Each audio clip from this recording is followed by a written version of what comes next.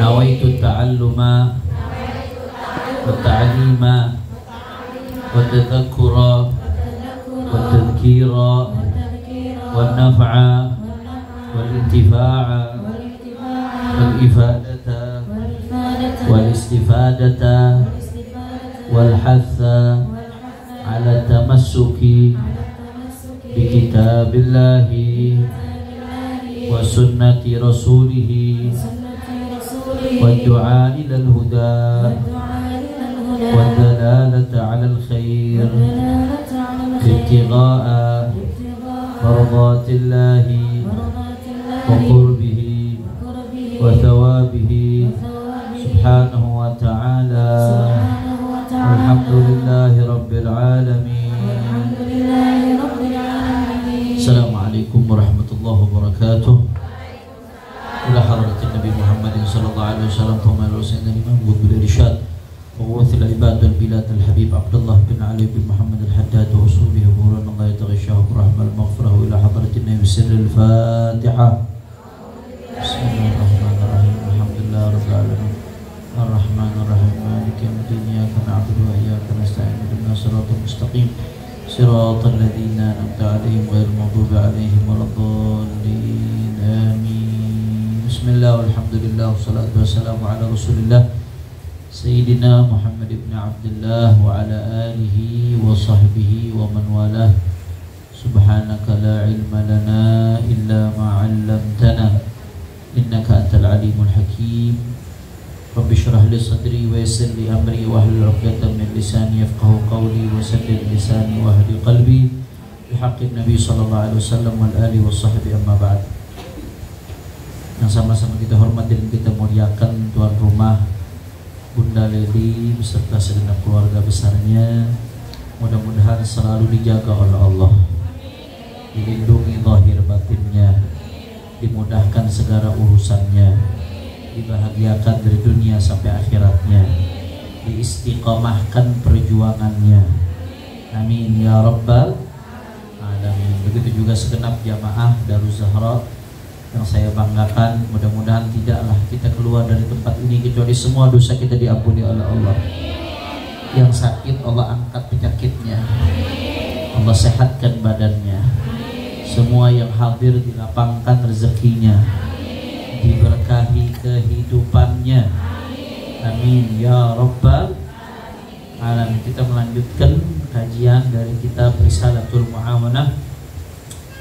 Sebelumnya harusnya pekan lalu ya, cuman pekan lalu bertepatan saya ada ujian di studi doktoral saya, studi S3. Mohon doa supaya dilancarkan oleh Allah. Targetnya 2 bulanan ini bisa selesai S3-nya insya Allah. Kemarin udah ujian kualifikasi, kemudian ujian proposal, tinggal sedang proses penuntasan untuk ujian tertutup terbuka setelah itu. Jadi baru selesai S3 setelah itu.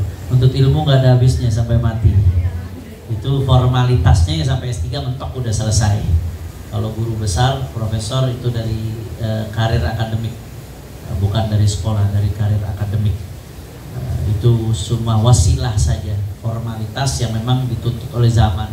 Tapi kalau ngajinya, belajarnya sampai mati, sampai masuk ke liang lahat, insya nggak ada selesainya. Orang yang nyangka dirinya udah alim berarti dia udah bodoh. Orang yang nyangka dirinya berilmu sehingga nggak mau belajar lagi berarti ketika itu dia bodoh. Karena orang yang tak sadar akan luasnya, orang yang sadar dirinya bodoh akan terus belajar. Dan orang yang tahu betapa luasnya ilmu akan sadar betapa bodohnya dirinya. Orang yang tahu betapa luasnya ilmu akan sadar betapa bodohnya dirinya. Nah, tapi kalau orang yang bodoh, dipikir ilmu itu sempit, dia udah tahu segala-galanya. Padahal seujung kuku pun belum diketahui. Ketika merasa dirinya berilmu, berarti seketika itu seseorang telah jatuh dalam kebodohan. Na'udzubillah min. Tadi kita melanjutkan kajian kitab Risalatul Muawanah lil Imam Al-Haddad Ilahil Wara Sahil ala kulli man qara tasanif Al-Haddad al-ula ma ta'assara wa yassir lahu kullal umuri wajud lahu bi'afiyatin kubra wa ahsan lahu al-qira wajaddid lahu fi kulli hinin karamatan wa fadlan wa an'ishhu idza ma ta'athara. قال الإمام الحداد فصل وينبغي أن يكون لك ورد من قراءة العلم النافع وهو الذي يزيد في معرفتك بذات الله وأقواله وصفاته وأفعاله وآلائه وتعرف به ما أمرك به من طاعته ونهاك عنه من معصيته ويورثك زهدا في الدنيا ورغبة في الآخرة ويبصرك بعيوب نفسك وآفات أعمالك ومكائد عدوك وهذا العلم مبثوث في الكتاب والسنة وكتب الأئمة وقد جمعه الإمام الغزالي في كتبه العظيمة القدر الكبيرة الخطر إلا من له بصيرة في الدين ورسوخ في العلم وكمال في اليقين إلى آخر ما قال. Kata Imam Al-Haddad, di pertemuan yang lalu kita udah bahas tentang pentingnya punya rutinitas baca Al-Quran di pertemuan yang lalu. Nah sekarang di antara rutinitas ya, kitab ini Risalatul Ma'awana Bu, kitab yang membahas di antaranya tentang manajemen waktu. Apa rutinitas kita sehari-hari sebagai kalau mau jadi hamba Allah yang baik, menjadi hamba Allah yang soleh, mau bahagia dari dunia sampai akhiratnya. Jadi Risalatul Mu'awana ini bicara tentang manajemen waktu, salah satu yang dibahas dalam Risalatul Mu'awana. Nah kata Imam Al-Haddad, hendaknya kamu punya rutinitas setiap hari min qiraatil ilmin nafi' di dalam membaca dan menambah ilmu yang bermanfaat. Jadi usahakan setiap hari kita nambah ilmu. Ada yang kita baca, ada yang kita serap, ada yang masuk tuh ilmu. Makanya sampai ada ulama mengatakan kalau ada satu hari ilmu saya nggak bertambah, ya, kullu yaumin, setiap hari ada satu hari aja ilmu saya nggak bertambah, berarti hari itu saya nggak mendapatkan keberkahan dari Allah Subhanahu Wa Taala. Jadi sampai ada ulama yang ngerasa pentingnya nambah ilmu, sampai-sampai dia punya target setiap hari harus ada ilmu baru, setiap hari harus ada yang diserap. Nggak sadar tuh sedikit demi sedikit lama-lama menjadi bukti. Maka kamu harus punya rutinitas kata Imam Al-Haddad untuk membaca ilmu-ilmu yang bermanfaat. Jangankan kita Bu, Rasulullah alim nggak? Ada yang lebih alim dari Rasulullah? Tidak ada. Wah, ada yang lebih alim dari Rasulullah. Rasulullah tuh kotanya ilmu. Kata Rasulullah, ana madinatul ilmi wa aliyun babuha. Kata Rasulullah, kalau aku ini diibaratkan sebagai kotanya ilmu, maka pintunya adalah Sayyidina Ali bin Abi Thalib. Sayyidina Ali di antara sahabat yang keilmuannya paling luar biasa. Sampai Sayyidina Umar bin Khattab kalau sedang ada permasalahan fikih atau apa yang harus diselesaikan, nanyanya ke Sayyidina Ali bin Abi Thalib. Memang Rasulullah katakan kelebihannya Sayyidina Ali dalam keilmuannya, alim luar biasa.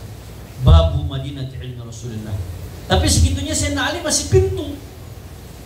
Kotanya siapa? Sayyidina Muhammad ibn Abdullah sallallahu alaihi wa alihi wasallam. Sallu ala Nabi Muhammad. Tetap kotaknya Rasulullah. Udah nggak ada duanya, udah nggak ada tandingannya kita punya Nabi sallallahu alaihi wa alihi wasallam. Dahsyat kita punya Nabi Rasulullah sallallahu alaihi wasallam.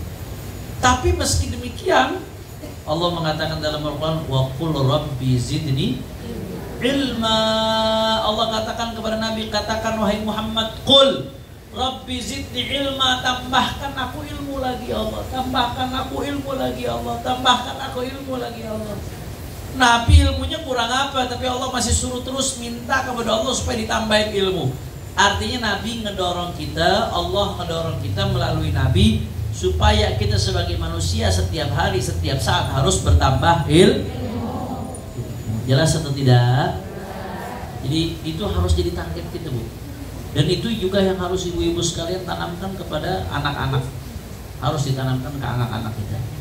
Dan sampai kapanpun harus ada nambah ilmu. Setiap hari harus ada ilmu yang bertambah. Jangan sampai ada satu hari pun kosong tanpa ilmu.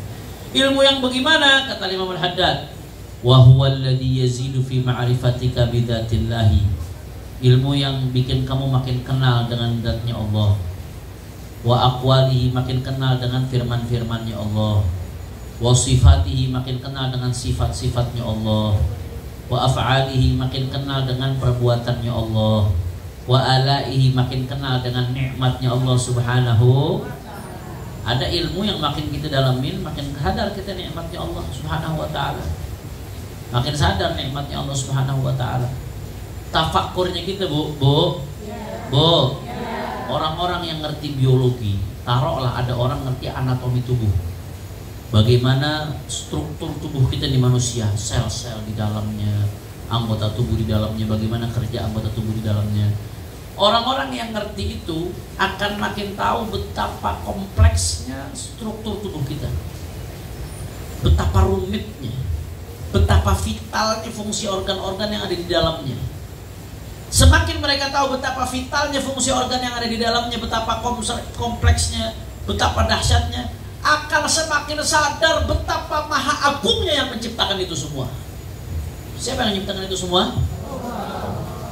Jadi ilmu umum sekalipun bisa buat kita makin sadar.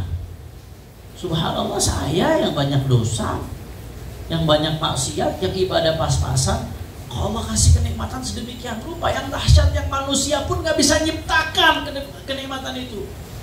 Jadi bukan hanya ilmu agama, kadang-kadang ilmu-ilmu umum sekalipun yang menyingkap betapa dahsyatnya diciptakan Allah, itu menjadi bukti betapa dahsyatnya Sang Pencipta. Kalau kita niatkan itu untuk tafakur, maka itu bisa menjadi ilmu yang semakin mengenalkan kita kepada nikmat-nikmatnya Allah Subhanahu wa ta'ala. Jadi beda tadaburnya kita sama tadaburnya orang ahli biologi, beda. Tadaburnya kita dengan tadaburnya orang ahli fisika yang tahu betapa dahsyatnya itu ciptaan Allah semua bisa dimanfaatkan, beda. Tadaburnya kita dengan tadabur orang-orang yang punya kedalaman keilmuan di bidangnya, itu mereka bisa lebih dahsyat tadaburnya. Kalau diniatkan dengan baik, ilmu-ilmu itu bisa menjadi ilmu yang bermanfaat untuk dunia akhiratnya. Jadi kata Imam Haddad, ilmu yang seperti itu, kita setiap hari harus ada tambahan ilmu yang bikin kita makin kenal sama Allah, kenal sama firman Allah, kenal dengan sifat Allah, kenal dengan perbuatan Allah, kenal dengan alaihi, dengan nikmat-nikmat Allah Subhanahu wa ta'ala. Kemudian di antara ilmu yang gak kalah penting, tadi ilmu yang bikin kita makin kenal kepada Allah, itu satu tuh, Bu, ya. Jadi nomor satu, ilmu yang harus kita tambah setiap hari, ilmu yang bikin kita makin kenal kepada Allah Subhanahu wa ta'ala. Yang kedua, wa ta'rifu bihi ma amaraka bihi min ta'atih wa nahaka an ma'siyatih. Ilmu untuk kita tahu yang mana perintah Allah, yang mana larangan Allah. Itu penting, setiap saat kita harus nambah ilmu yang seperti itu. Supaya apa? Karena kita disadar kita bakal mati. Semua perbuatan kita akan dipertanggungjawabkan di hadapan Allah. Kalau kita nggak tahu yang mana yang Allah perintahkan, nggak tahu yang mana yang Allah larang, maka apa akan terjadi? Yang akan terjadi, kita akhirnya melanggar aturan Allah. Kalau melanggar aturan Allah, berat dari tanggung jawabnya. Maka yang kedua kata Imam Haddad, yang kita harus terus tambah setiap hari, ilmu yang menyebabkan kita tahu aturannya Allah Subhanahu wa ta'ala. Yang kedua. Jadi sekarang yang keberapa nih? Yang ketiga, kata Imam Haddad, ilmu yang kita disuruh perbanyak ilmu tersebut, wa yurithuka zuhdan fid dunya wa raghbatan fil akhirah. Ilmu yang ketiga yang harus kita tambah setiap hari, ilmu yang bikin kita zuhud di dunia dan semangat buat dapetin akhirat. Zuhud ini, Bu, jadi ilmu yang ketiga, ilmu yang bikin kita zuhud di dunia, tapi membuat kita jadi semangat buat dapetin akhirat. Bu, zuhud itu bukan berarti pakai baju compang-camping. Zuhud itu nggak harus tampil gembel. Zuhud enggak. Kata guru saya Syekhun Al-Allamah Profesor Al-Habib Abdullah bin Muhammad Baharun, zuhud itu bukan kamu nggak punya dunia, tapi zuhud itu bagaimana caranya kamu nggak diperbudak dunia. Itu zuhud. Ada orang nggak punya dunia, tapi hatinya diperbudak dunia. Ngeliatin barang orang aja kerjaannya, ngiri sama orang aja kerjaannya. Matanya panjang, ainuh tawilah, matanya panjang. Mata panjang itu, Bu, mata panjang kalau dalam urusan harta, kayak dalam urusan pasangan, kayak dalam urusan segala macam. Itu yang pertama dicabut dari mata panjang tuh kenikmatan kita dicabut. Yang kedua qanaah, ngerasa cukup, itu dicabut gara-gara mata panjang. Dia udah punya kenikmatan di depan matanya, punya mobil Allah kasih, cuman ngerasa bagusan mobil dia, matanya panjang. demennya ngelihat punya orang. Akhirnya apa? Padahal mobil dia itu udah nikmat, tapi gara-gara matanya panjang akhirnya ngerasainnya udah bukan nikmat, kenikmatannya udah gak ada. Dikasih laki, alhamdulillah. Biar kadang-kadang ngegelin sedikit bu, masih alhamdulillah.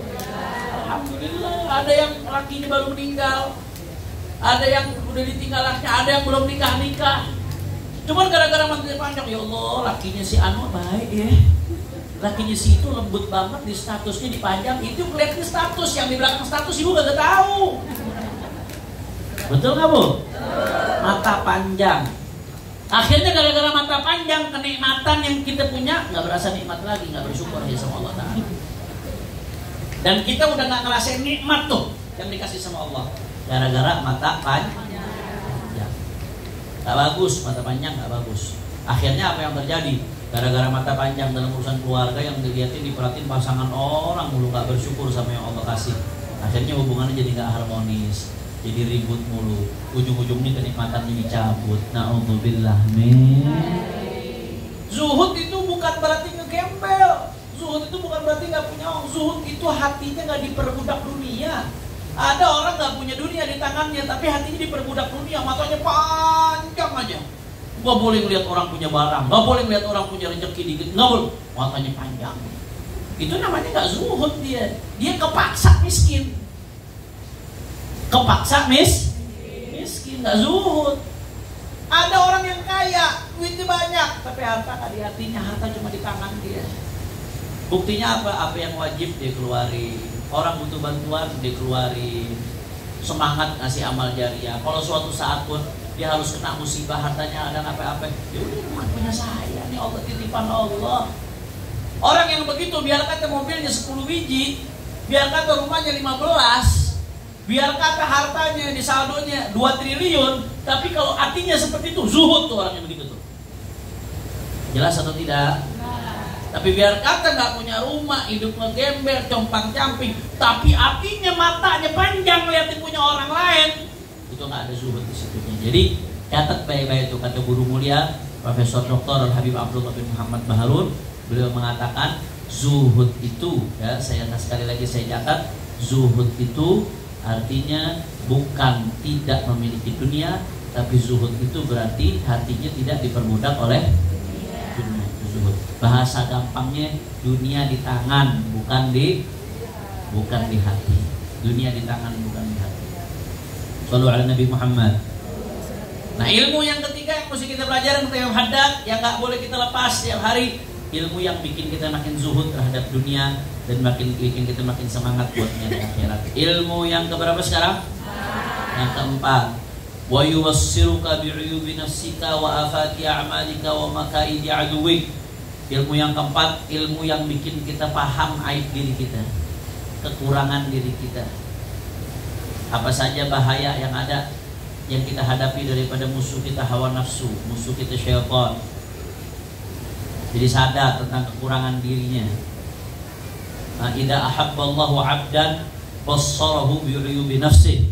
Dalam hadis disebutkan, kalau Allah udah cinta sama seorang hamba, Allah bikin hamba itu sadar akan kekurangan dirinya, bukan sibuk sama kekurangan orang lain. Ini enggak, di majelis dengar nasihat, otaknya bikin, ini buat siapa nih ya? Oh, ini buat si Ano cocoknya noh. Buat si itu tuh cocoknya tuh. Buat si Fulan tuh, buat si Fulana tuh. Otaknya kemana-mana, setiap dengar nasihat ditujuannya buat orang lain. Buat ente kapan? Buat kita kapan? Kita butuh ilmu yang bikin kita sadar akan kekurangan kita, sehingga bisa kita perbaiki, supaya apa? Kalau besok mati udah siap. Jelas atau tidak? 4 yang disebutin Imam Haddad. Disebutin Imam Haddad 4. Jadi yang pertama ilmu apa? Supaya kenal, yang bikin kita makin kenal sama Allah. Yang kedua, tahu aturan Allah. Yang ketiga, ilmu yang bikin kita zuhud terhadap dunia, semangat buat akhir. Yang keempat, ilmu yang bikin kita tahu kekurangan diri kita sendiri. Itu Imam Haddad sebutin 4. Usahain setiap saat jangan lepas dari 4 ilmu ini. Paling enggak biar kata dikit ada dalam setiap hari itu ada, karena itu nutrisi buat hati kita, nutrisi buat jiwa kita. Saya sering motif sebagaimana jasad beberapa hari nggak dikasih makan bisa mati, sakit mati, begitu juga hati. Hati beberapa saat nggak dikasih makan bisa sakit, mati. Makanan hati apa nih? 4 ilmu yang disebutkan oleh Imam Al-Habib Abdullah bin Ali bin Muhammad Al-Haddad. Ini 4 ilmu. Kalau dari segi hukumnya, nah kita sekarang bicara dari segi hukum. Bicara soal ilmu, kata Imam Al-Ghazali, ilmu itu ada yang sifatnya fardhu ain. Kan kita belajar tuh, talabul ilmi faridatun ala kulli muslimin. Nah, ada yang menambahkan wa muslimah. Nuntut ilmu wajib bagi orang Islam, setiap muslim dan muslimat. Ilmu yang mana? Karena ilmu banyak. Nggak usah jauh-jauh bu, nggak usah jauh-jauh. Di markas syariah, pernah kan ibu-ibu markas syariah? Sebagian pernah. Itu ada perpustakaannya Habib Rizik. Perpustakaannya bu, 3 bangunan. 3 bangunan. 1 bangunannya ribuan buku. Ini 3 bangunan. Itu semuanya isinya ilmu tuh bu. Kalau dipelajarin semuanya, jangankan umur kita 80 tahun, umur kita 1000 tahun lagi gak rapi gitu. Terus Nabi bilang, thalabul ilmi faridatun ala kulli muslim. Nuntut ilmu wajib bagi setiap muslim. Ilmu yang mana? Kalau ilmu semuanya dipelajarin, ya gak ada habisnya dong. Kita semua pun gak akan selesai. Berarti gak bisa jalankan dong tugas ini. Lantas ilmu yang mana? Kata Imam Al-Ghazali, ilmu itu ada fardhu ain, ada yang hukum belajarnya fardhu kifayah, ilmu yang mahmud, ilmu yang terpuji. Ada yang sifat belajarnya fardhu ain, ada yang sifat belajarnya fardhu kifayah. Ada lagi ilmu yang madmum, ilmu yang tercela. Nanti akan kita bahas. Ilmu yang sifatnya fardhu ain kata Imam Ghazali apa? Ilmu hal, ilmu yang berkaitan dengan yang kita lakukan sehari-hari. Kita mau sholat, wajib nggak kita sholat? Wajib. Nah, karena kita wajib sholat, maka kita juga wajib tahu ilmu yang berkaitan dengan sholat. Itu fardhu ain hukumnya itu. Termasuk cara bersucinya, cara istinjanya, kalau haid bagaimana sikapnya terhadap haid, mensucikan diri dari haid seperti apa. Mesti tahu, wajib. Cara sholatnya, rukun sholatnya, membatalkan sholatnya, syarat-syarat sah sholatnya, wajib hukumnya buat tahu, fardhu ain. Nih kita muslim kalau Ramadan wajib nggak puasa? Wajib juga, berarti tahu ilmu yang berkaitan dengan keabsahan puasa. Kita kalau punya rezeki wajib nggak ngeluarin zakat? Kalau sampai memenuhi syarat wajib ngeluarin zakat. Maka sebelum ngeluarin zakat wajib tahu ilmu yang berkaitan dengan zakat. Kita punya rezeki kemudian mau pergi haji. Kalau udah punya rezeki mampu kemungkinannya ada, wajib nggak haji? Wajib. Maka wajib tahu ilmu yang berkaitan dengan haji kalau kamu mau pergi haji. Itu namanya ilmu hal, itu fardhu ain. Anda mau jual beli transaksi, jual beli bai' wa syira dengan segala macam akad transaksinya diatur dalam syariat. Maka berarti sebelum kamu jual beli sebagai seorang muslim, kamu terikat dengan aturan jual beli dalam Islam. Wajib mempelajari itu. Kamu mau nikah, di nikah itu ada aturan hukum yang berkaitan dengan keabsahan nikah, yang berkaitan dengan talak. Maka sebelum kamu nikah, wajib kamu mempelajari hukum-hukum yang berkaitan dengan nikah, yang sekiranya akan kamu hadapi masalah tersebut. Kalau nggak tahu, tanya hukumnya. Ilmu yang seperti itu hukumnya fardhu ain. Termasuk kata Sayyidina Imam Al-Ghazali dan dijelaskan juga secara lebih rinci oleh Habib Abdurrahman bin Faqih Allamatud Dunya dalam kitab Kashful Haq, ilmu tentang penyakit hati, cara ngebersihin hati, yang sekiranya kalau kita nggak bersihin itu akan menyebabkan kita jatuh dalam murka Allah. Cinta maksiat, sombong, cinta kekufuran, cinta kefasikan. Itu kalau itu penyakit hati itu bu. Kalau kita nggak bersihin, wah bahaya. Ujung-ujung kita bisa terjerumus dalam larangannya Allah Ta'ala, terjerumus dalam murkanya Allah Subhanahu Wa Ta'ala. Maka yang seperti itu ilmu buat ngebersihin hati, atau yang disebut dengan ilmu atau tasawuf, sebutlah ilmu akhlak juga, sebut ilmu suluk juga. Itu juga hukumnya bisa nggak semua yang ada dalam tasawuf wajib, nggak semua dalam ilmu akhlak itu wajib. Yang wajib yang sekiranya untuk membersihkan sifat-sifat penyakit hati yang bisa menyebabkan kita jatuh dalam murkanya Allah Subhanahu wa Ta'ala. Jelas atau tidak? Itu yang pertama, namanya ilmu yang fardhu ain. Ada namanya ilmu fardhu kifayah. Nggak semua orang wajib tahu ilmu itu, tapi dalam satu daerah harus ada yang mengetahui ilmu tersebut bu. Contoh ilmu yang fardhu kifayah apa? memperdalam ilmu agama sampai jadi ulama besar, sampai jadi mufti. Nah, itu hukumnya belajar ilmu agama sampai detil, sampai betul-betul dalam, bukan sekedar buat ngamalin diri sendiri, tapi buat menjawab kebutuhan banyak orang. Itu hukumnya fardu kifayah. Kalau belajar agama buat diri sendiri fardu ain. Makanya saya sering bilang, mondok itu bukan buat jadi ulama doang, mondok itu biar paham ilmu agama. Belajar itu supaya belajar ilmu syariat itu bukan hanya buat jadi ulama, biar paham ilmu agama. Khususnya ilmu-ilmu yang fardu ain ini. Anda jadi apapun, Anda menjadi dokter, jadi pedagang, jadi politisi, menjadi ekonom, jadi arsitek, jadi apapun, ilmu-ilmu yang fardu ain yang berkaitan dengan apa yang mau kamu kerjakan, kamu harus tahu. Bukan hanya ustadz yang mesti tahu. Fardu ain hukumnya itu yang dibilang thalabul ilmi fardhatun 'ala kulli muslim. Tapi kalau ilmu agama yang udah sampai memperdalam, sampai jadi ulama, sampai untuk menjawab kebutuhan banyak orang, itu hukumnya fardu kifayah. Fardu kifayah itu tadi, dia nggak wajib buat setiap orang, tapi dalam satu daerah harus ada yang bisa melakukan itu, harus ada yang memperdalam.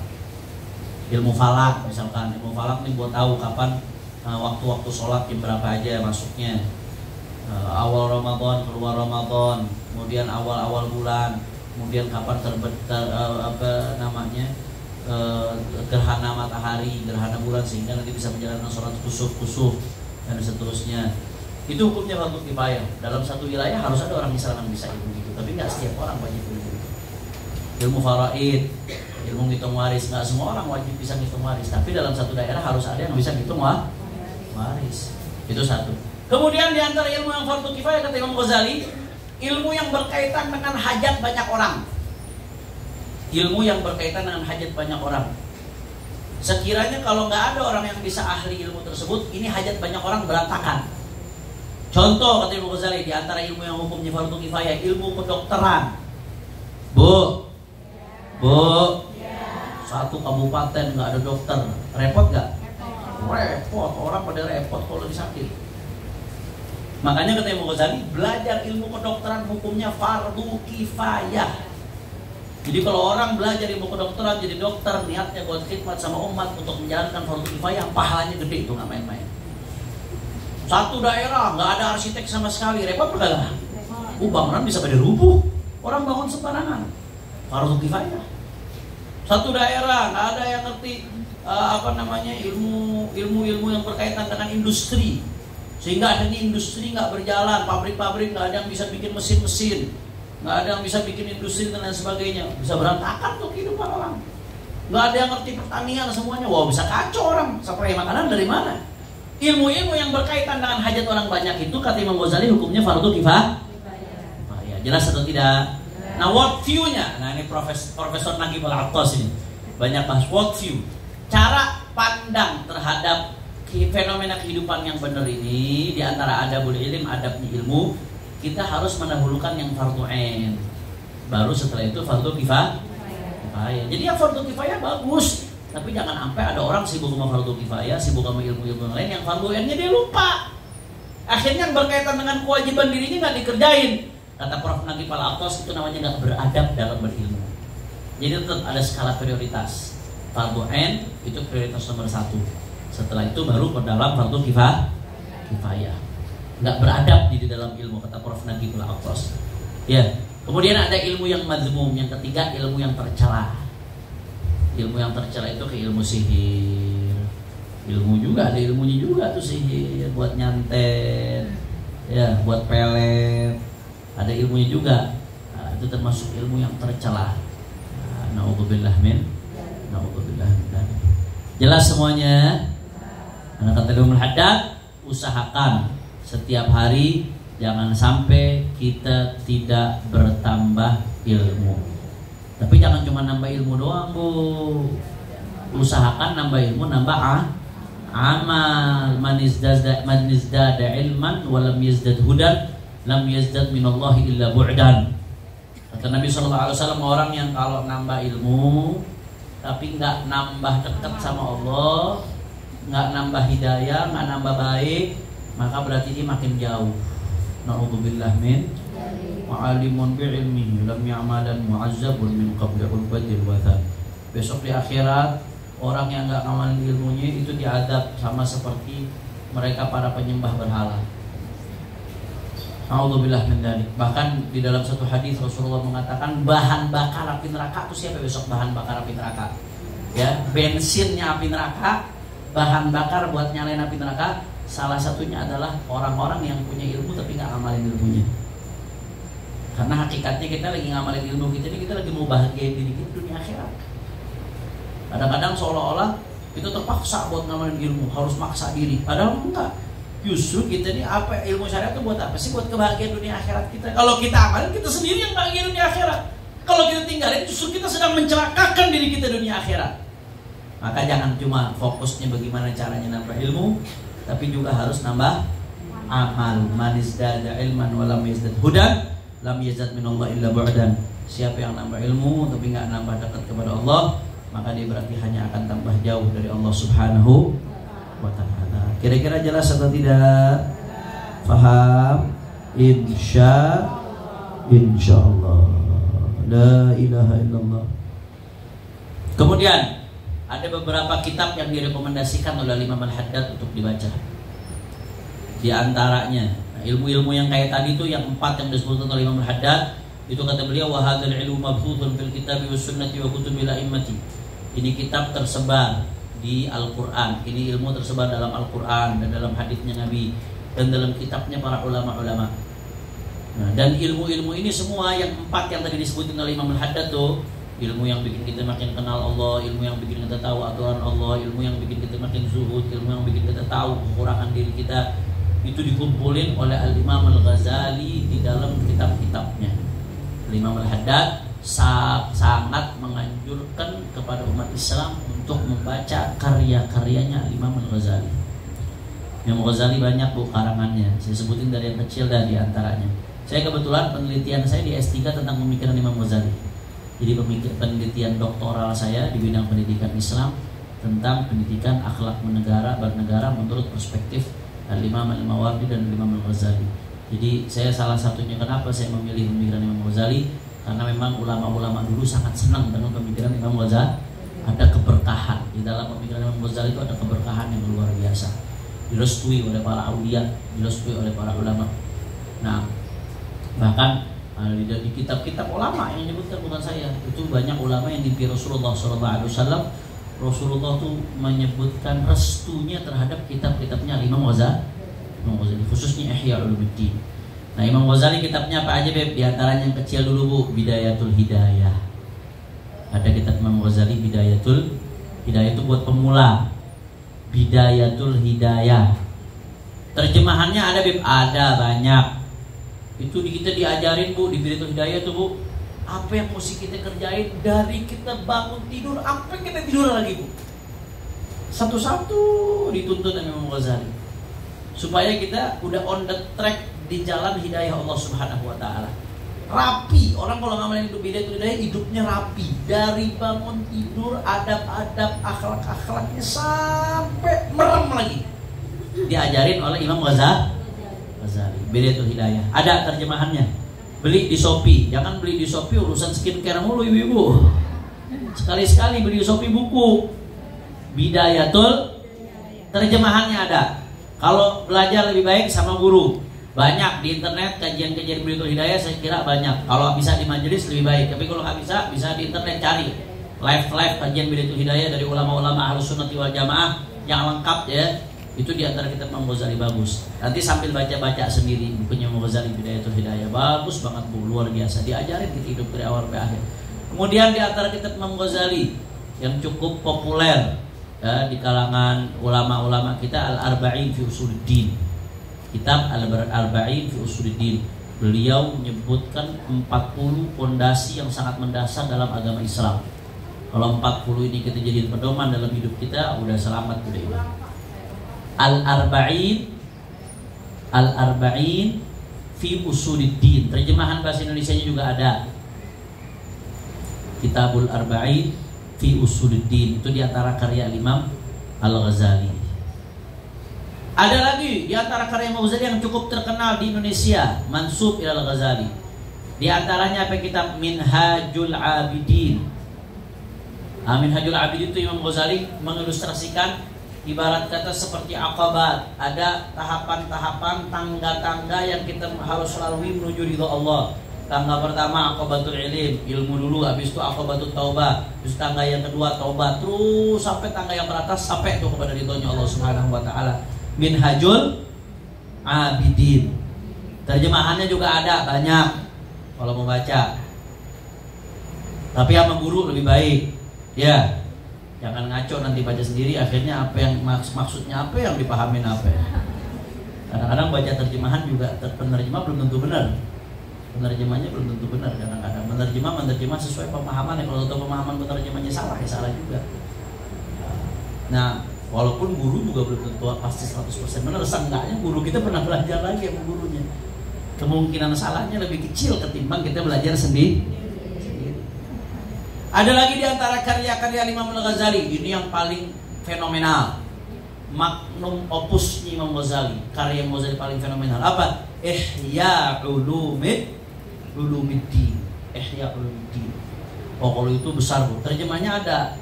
Tapi kalau nggak salah terjemahnya 10 jilid mungkin. 10 jilid terjemahnya ya. Kalau nggak salah. Ihya Ulumuddin. Itu kitab aslinya 4 jilid. Kalau cetakan yang lama, kalau cetakan baru 10 jilid. Ihya Ulumuddin. Nah, kalau itu jangan baca sendiri dah. Kalau itu harus sama guru belajarnya. Itu tingkatan yang udah paling tinggi, paling terakhir. Setelah baca Bidayatul Hidayah, setelah baca Nusairiyah, baca Ihya Ulumuddin. Dan ini kitab yang paling disenengin oleh para aulia, para orang-orang soleh. Habib Abu Bakar Gresik, Bu, yang kemarin dirayakan haulnya. Tahu kan Habib Bakar Gresik? Kemarin haulnya dirayakan, ramai haul Habib Abu Bakar bin Muhammad As-Segaf. Yang kata Syekh Yasin Fadani, ulama besar, ulama Indonesia yang tinggal di Mekah, yang menjadi guru ulama-ulama dunia. Syekh Yasin Fadani itu menyebut Habib Abu Bakar Gresik sebagai Qutbu Zamani, pimpinan wali pada zamannya. Itu yang ngomong Syekh Yasin bin Isa Al-Fadani. Nah, Habib Bakar Gresik itu setiap setahun sekali pasti ngehatamin Ihya Ulumuddin. Setahun sekali pasti bikin majelis khataman Ihya Ulumuddin. Sampai sekarang, sampai beliau wafat masih tetap dilanjutkan. Sayyidina Abdullah bin Abu Bakar Al-Idrus, Sayyidina Al-Idrus Al-Akbar, yang ngarang Ratib Al-Idrus, itu paling cinta sama Ihya Ulumuddin. Imamul Haddad yang kita baca kitabnya, Ihya Ulumuddin tahya qulubuna. Beliau sampai bikin qasidah muji. Dengan Ihya Ulumuddin ini hati kita menjadi hidup, kata Imam Al-Ghazali. Ihya Ulumuddin ini luar biasa, azim jiddan. Kitab yang paling disenangi sama para aulia, sama orang-orang soleh, sama kekasih-kekasihnya Allah Subhanahu. Lebih kenapa nggak langsung ke Al-Quran? Kenapa langsung nggak ke Sunnah? Kenapa pakai lewat Ihya Ulumuddin?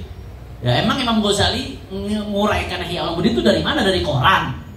Imam Ghazali itu yang disajikan oleh beliau hakikatnya apa yang beliau pahami, apa yang beliau peras dari Al-Quran dan Sunnahnya baginda Nabi besar Muhammad SAW. Jelas atau tidak? Paham ya? Jadi jangan salah paham. Kadang-kadang ada orang suzon. Kita ngaji kitabnya ulama, oh kenapa nggak langsung ke Quran dan Sunnah? Lah emang itu ulama ngambil dari Quran. Ulama itu menguraikan isi Al-Quran dan Sunnah. Karena otak kita ini sangat terbatas. Kemampuan bahasa Arab kita terbatas. Kita memahami Al-Quran dan Sunnah bagaimana caranya? Dari pemahaman para ulama. Jelas? Paham? Nah, jadi itu diantaranya Ihya Ulumuddin. Ihya Ulumuddin salah satu objek penelitian saya dalam disertasi doktoral. Ada lagi objek penelitian saya namanya Tibrul Masbuk fi Nasihatil Muluk. Itu berkaitan dengan kenegaraan, konteks kenegaraan dan lain sebagainya. La ilaha illallah. Jadi di antara kitab yang paling bermanfaat kata Imam Ghazali, kitab-kitab Ihya Ulumuddin. Tapi selain kitab Ihya Ulumuddin, banyak kitab-kitab ulama. Di antaranya kitab-kitabnya Habib Abdullah bin Ali Muhammad Al-Haddad yang memuat 4 hal yang tadi beliau sebutkan. Di antaranya kitab-kitab orang-orang saleh yang lainnya seperti Habib Abdullah bin Husain bin Tahir, kemudian kitabnya Abu Yazid Muhammad bin Abi bin Abbas Al-Maliki, kitabnya Syekh Nawawi Al-Bantani.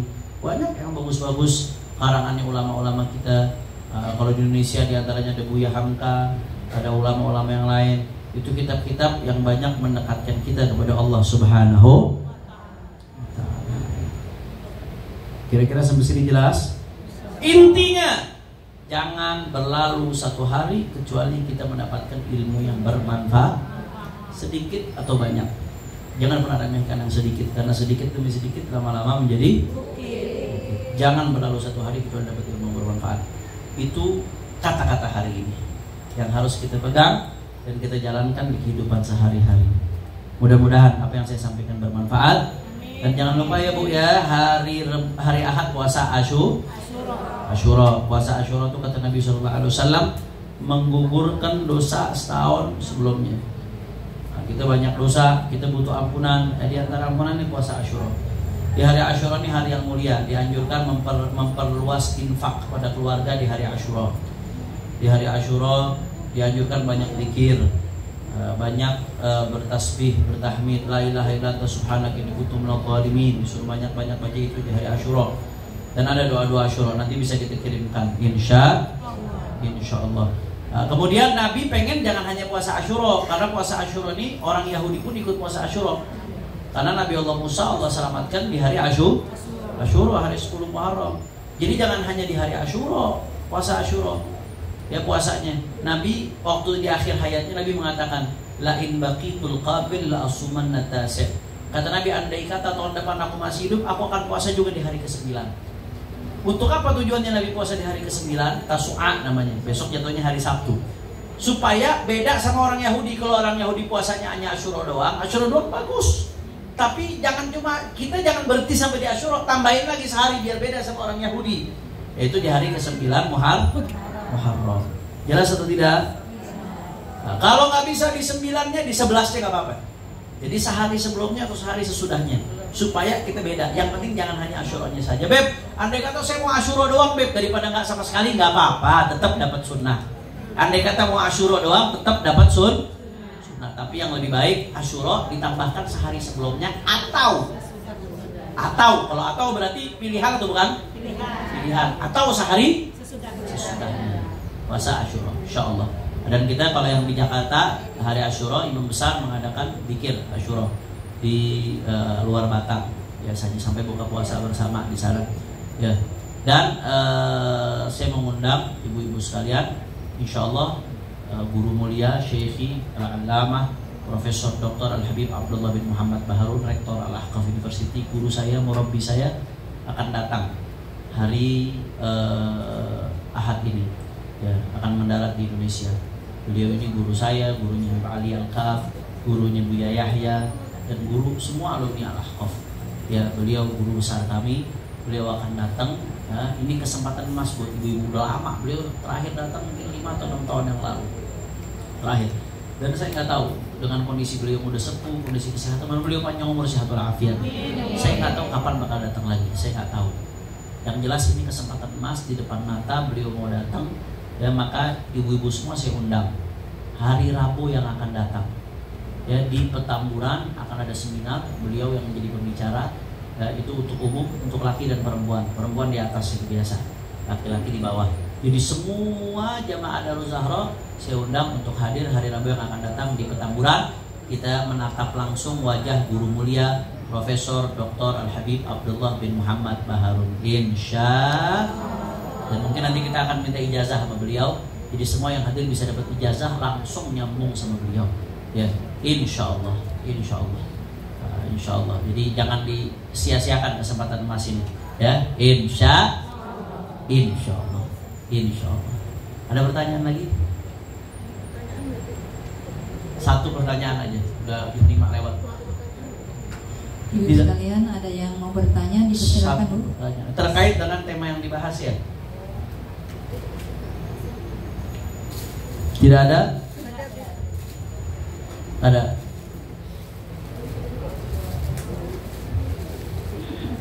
Bismillahirrahmanirrahim. Assalamualaikum warahmatullahi wabarakatuh. Waalaikumsalam. Terima kasih atas waktunya. Tadi kita sudah mendengarkan tentang ilmu-ilmu fardu ain dan fardu kifayah. Yang ingin saya tanyakan, ilmu fardu kifayah tadi Ustadz sudah menerangkan bahwa contoh fardu kifayah itu salah satunya seperti mendalami ilmu agama sampai betul-betul dia benar-benar menjadi ulama yang dapat mengaplikasikan kebutuhan orang banyak. Lalu yang ingin saya tanyakan terkait dengan saya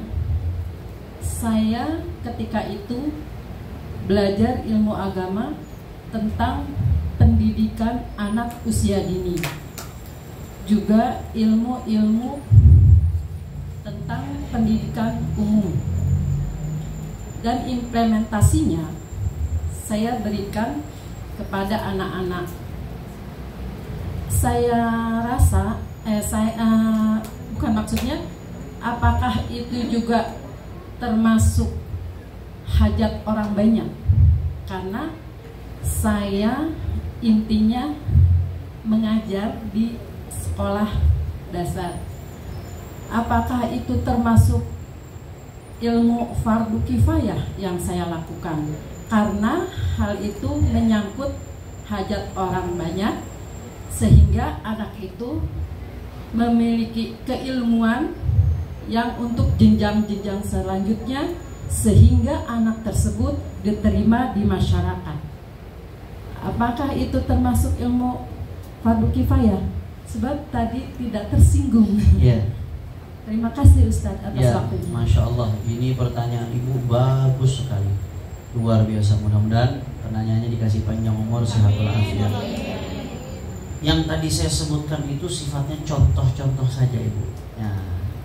Tapi yang terpenting patoknya. Patok ilmu fardu kifayah itu apa? Gobitnya, patoknya, kriterianya, ilmu yang berkaitan dengan hajat kehidupan orang banyak. Nah, termasuk apa yang Ibu pelajari dan ibu dalami tadi, ilmu untuk pendidikan anak usia dini. Nah, selama ilmunya itu berdasarkan pandangan keislaman misalkan, karena kan pendidikan kaitannya dengan agama juga, maka itu termasuk kategori ilmu yang fardu kifayah. Ya, karena tentunya anak butuh pendidikan, dan pendidikan usia dini ada seninya tersendiri, ada aturannya tersendiri, ada pakem-pakemnya tersendiri yang nggak bisa disamakan dengan pendidikan anak yang sudah usia lanjut, ya kan, anak remaja, mahasiswa. Maka dari kalau kita melihat dari kriteria itu, ilmu yang Ibu berdalami dan ilmu yang Ibu ajarkan adalah ilmu termasuk kategori fardu kifayah. Nah, kalau Ibu niatkan itu betul-betul sebagai bentuk memberikan manfaat untuk orang banyak dan bentuk khidmat kepada umat, insya Allah mendapatkan pahala dari Allah Subhanahu wa Ta'ala. Nah, baik, mudah-mudahan saya kira cukup satu pertanyaan ya, karena udah jam 5 lewat. Satu lagi deh terakhir, tadi satu lagi udah terlanjur nunjuk soalnya ya. Mic-nya dikasih.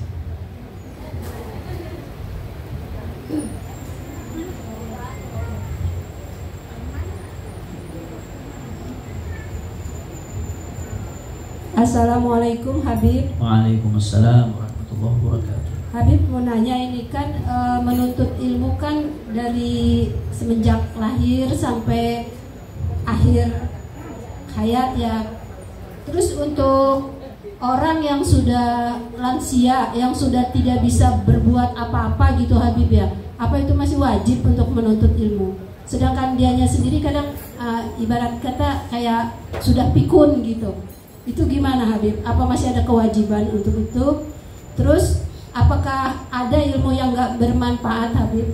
Udah itu aja. Wassalamualaikum warahmatullahi wabarakatuh. Waalaikumsalam warahmatullahi wabarakatuh. Yang pertama, ya, setiap orang ada masanya, setiap masa ada orangnya. Nah, tadi ilmu-ilmu yang berkaitan dengan fardu ain itu wajib. Kalau dia sudah dipelajari, berarti udah gak wajib lagi bagi dia. Jadi kalau orang lansianya dulu pernah belajar tentang ilmu-ilmu dasar dan berkaitan dengan kewajiban dia sehari-hari, ya berarti dia udah cukup, udah gak perlu mempelajari itu lagi. Ya. Adapun nanti kalau ada dalam prakteknya ada hal yang dia pengen kerjain, dia nggak tahu hukumnya apa, tinggal ditanya, sesederhana itu. Kemudian yang kedua, tadi Anda katakan setiap masa ada orangnya, setiap orang ada masanya. Di dalam setiap fase kehidupan itu ada prioritas. Saya kasih contoh begini, ada banyak ulama yang begini, umur dari mumayyiz ini 7 tahun biasanya sampai umur 30. Biasanya prioritas utamanya belajar. Nanti ada orang yang 25 ke atas sampai 40, prioritas utamanya meniti karir. 40 ke atas, prioritas utamanya udah mulai ibadah, prioritas utama. Bukan berarti ninggalin ya. Ada nasihat ulama, utlubul ilma talaban la yadurru bil ibadah wa utlubul ibadah talaban la yadurru bil ilm. Lakukanlah, carilah ilmu, tapi jangan sampai kamu mencari ilmu sampai lupa ibadah. Lakukanlah ibadah, tapi jangan sampai ibadah yang kamu lakukan sampai lupa, bikin kamu lupa cari ilmu. Harus ada keseimbangan di situ. Cuman memang kadang-kadang setiap fase ada prioritasnya. Biasanya fase-fase anak muda tuh fase yang gak akan terulang. Totalitas dalam menuntut ilmu luar biasa. Saya kalau mau belajar kayak dulu zaman mondok, sekarang udah gak punya waktu. Zaman mondok dulu belajar bangun jam 3 udah ngapalin sampai subuh. Habis selesai subuh irit, habis itu belajar lagi sampai jam 6. Habis itu olahraga sebentar di pondok, lanjut belajar sendiri sampai setengah 8. Makan sebentar, masuk kelas sampai jam 12. Jam 12 zuhur makan siang sebentar, istirahat malam setengah jam, belajar lagi sampai maghrib saya belajar. Habis maghrib masuk ke kelas pelajaran, bisa sampai isya setor hafalan. Selesai itu makan sebentar, belajar lagi sampai jam 10 tidur. Saya kalau disuruh pulang sekarang nggak bakal kuat, Bu. Sekarang udah ada anak, ada bini, udah ada anak, ada istri, ada ngajar, ada keluarga yang harus dinafkahi, ada tanggung jawab di organisasi, ada tanggung jawab saya dosen juga. Ada tanggung jawab di yayasan juga, tanggung jawab udah banyak. Belum lagi urusan orang nanya, belum, nggak bisa. Nah, tetap saya belajar, sampai sekarang saya masih baca kitab. Saya mau ngajar pun belajar dulu. Di mobil kadang saya nyempetin buat belajar apa yang akan saya ajarkan. Harus mutolaah seperti itu. Tapi fase prioritasnya udah berbeda. Ya, ada itu. Maka ada ulama ngomong begini, bicara soal prioritasnya. Manfaatahul kitab, fala yafutuhul mihrab. Memanfaatahul mihrab fala yafutuhul adab. Orang yang udah nggak sempat memperdalam ilmu, kitab itu kan simbol ilmu, maka jangan sampai dia kehilangan ibadahnya. Itu udah nggak bisa memperdalam ilmu, minimal ya waktu habisin buat ibadah. Udah nggak sempat jadi ulama, masa jadi ahli ibadah nggak bisa juga. Tapi kalau emang udah belum nggak bisa juga, belum untuk totalitas ibadah, fala yafutuhul adab, minimal jadi orang yang baik, akhlaknya baik, nggak nyakitin orang, bantu orang, minimal tuh. Nah, masing-masing ada priori. Nah, jadi kembali ke pertanyaan ibu tadi, kalau orang tua seperti itu, apakah dia masih wajib belajar? Tadi jawabannya, kalau dia udah pernah mempelajari ilmu-ilmu yang wajib tadi, ya udah cukup bagi dia. Nanti tinggal prioritasnya saja. Tapi ada orang tua hadir di majelis ilmu tuh kesenangan buat hatinya. Justru tuh refreshing buat dia, ada yang begitu. Kalau nggak ngaji sakit, betul nggak Bu? Malah sumpek hati. Nah, itu kan nggak mencegah dia untuk terus menuntut ilmu, ya, nggak mencegah dia untuk terus menuntut ilmu. Nah, kemudian pertanyaan yang kedua, ada nggak ilmu yang bermanfaat? Ada. Sebagaimana ada ilmu yang bermanfaat, ada juga ilmu yang tidak bermanfaat. Ilmu yang nggak bermanfaat diantaranya ilmu haram. Belajar matematika, tapi untuk apa? Untuk memecahkan kode judi online supaya menang. Itu namanya ilmu yang nggak bermanfaat tuh. Nah, jelas. Belajar ilmu nuklir, tapi buat apa? Buat bikin senjata, buat nyerang Palestina. Astagfirullahaladzim. Itu namanya ilmu yang nggak bermanfaat. Belajar ilmu agama, tapi cuma buat debat doang, bukan buat diamalin. Kalau debatnya untuk dalam rangka jaga akidah umat, lain cerita. Ini nggak cuma buat pamer doang, buat ribut doang di grup. Nggak ada kerjaannya. Itu namanya ilmu yang tidak bermanfaat. Ilmu yang bermanfaat yang bagaimana? Yang tadi disebutin Imam Haddad, 4 ilmu itu. Itu di antara ilmu yang bermanfaat. Atau seenggak-enggaknya yang bermanfaat buat umat. Jelas, ilmu yang bikin kita takut sama Allah bermanfaat. Sebaliknya ilmu yang bikin kita makin berani sama Allah, makin maksiat, ilmu yang nggak bermanfaat namanya. Alhamdulillah. Mudah-mudahan Allah kasih kita ilmu bermanfaat. Qala sallallahu alaihi wasallam, afdalu ma qultuhu ana wan nabiyyuna min qabli, la ilaha illallah, la ilaha illallah, la ilaha illallah, Muhammadur Rasulullah sallallahu alaihi wasallam, la ilaha illallah, la ilaha illallah, la ilaha illallah, la ilaha illallah, la ilaha illallah, Allah, Allah,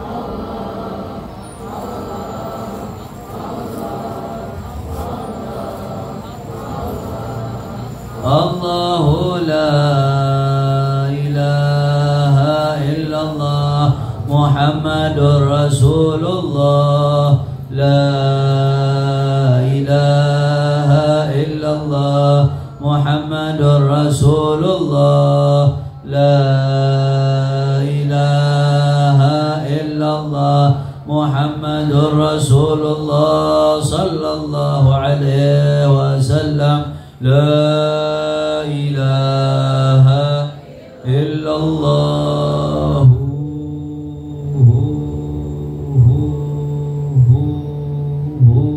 Kalimatu haqqin 'alaiha nahya wa 'alaiha namutu lahal batil insyaallah ta'ala. Fatiha hadratin Muhammad sallallahu alaihi wasallam.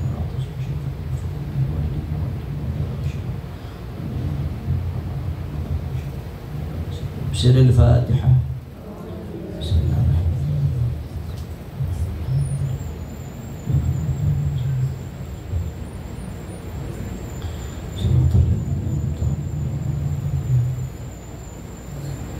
Ini saja yang saya sampaikan.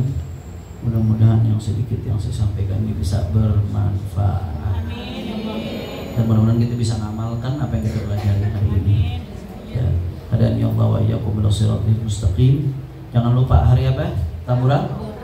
Hari Rabu ajak sanak famili, ajak saudara, ajak suami-suaminya ya, biar ngaji. Kita akan membahas tentang temanya tentang al-mujtama' lid-durusi wa adz-dzaka lis-sina. Ini kita sekarang masuk ke dalam era kecerdasan buatan, era AI.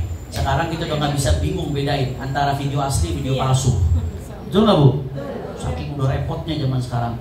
Ya ibu-ibu, nenek-nenek 80 tahun bisa jadi 17 tahun lagi sekarang. Gara-gara AI. Semua bisa direkayasa, segala macam Bu. Nah ini bagaimana kita umat Islam mesti ngadepin ini bagaimana? Sikap kita umat Islam kita biar jadi muslim yang cerdas, mukmin yang cerdas. Besok beliau akan ulas itu insya Allah. Ya, akan mengulas masalah itu. Jadi hadir, ajak sanak family, ajak keluarga, tapi jangan ngajak anak kecil lari-larian. Ya, soalnya seminar ilmiah. Ya, ajak orang-orang. Insya Allah, mudah-mudahan kita berkumpul bersama beliau-beliau di dunia dan akhirat. Hadani Allah wa iyyakum ila shiratal mustaqim. Assalamualaikum warahmatullahi wabarakatuh. Ya Rabbana i'tarafna